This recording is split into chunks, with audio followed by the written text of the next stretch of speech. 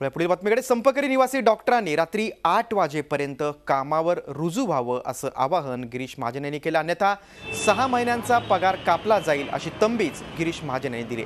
रुग्णांच्या जीवाशी खेळणं डॉक्टरांनी थांबवावं, सुरक्षेची मागणी 1 महिन्यामध्ये पूर्ण केली जाईल असंही महाजन यांनी स्पष्ट केले। त्यांच्याशी बातचीत केली आमचे प्रतिनिधी अमित जोशी।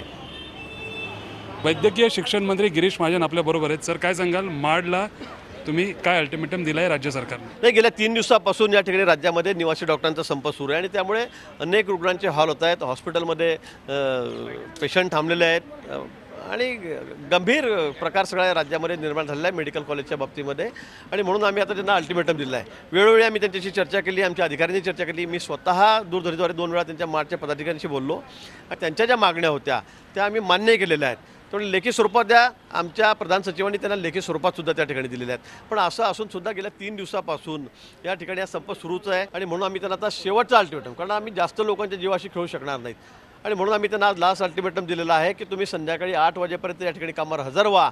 तुम्ही हजर नाही झालात तर महाराष्ट्र रेसिडेन्शियल ॲक्ट 1996च्या नुसार त्यांना आम्ही त्यांचा 6 महिन्याचा पगार जो आहे तो आम्ही या ठिकाणी कपात करणार आहोत। पण माड तर कुठल्याही परिस्थितीत ऐकण्याच्या परिस्थितीत दिसत नाहीये। नाही बघा, आधीच कोर्टाने आम्हाला खूप फटकारलेला आहे। कोर्टाने आम्हाला सांगितलं तुम्ही कारवाई का करत नाही, कारण कोर्ट या बाबतीमध्ये अतिशय गंभीर आहे। असं असून सुद्धा आम्ही अतिशय नरमाईचं धोरण आम्ही त्या ठिकाणी घेतो आहे। परंतु याचा अर्थ असा नाही की डॉक्टरांनी आमचं ऐकायचंच नाही।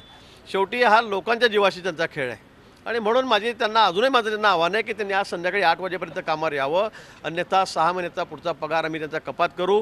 कायद्यामध्ये तर अनेक प्रावधान आहेत, आम्ही 3 वर्षाचाही करू शकतो, त्याच्या पुढे जाऊन आम्ही अजून कारवाई करू शकतो, परंतु तो आम्हाला ते करायचं नाही आहे। आम्ही अतिशय नरमाईचं धोरण या बाबतीमध्ये घेतलेलं आहे। त्यांच्याही सुरक्षेचा प्रश्न अतिशय महत्त्वाचा आहे। मला वाटतं त्यांनी आज कामावर तात्काळ हजर व्हावं। धन्यवाद। Video journalist Sandesh Amit Joshi, Zee media, Mumbai. Zee 24 तास रहा एक पाऊल पुढे।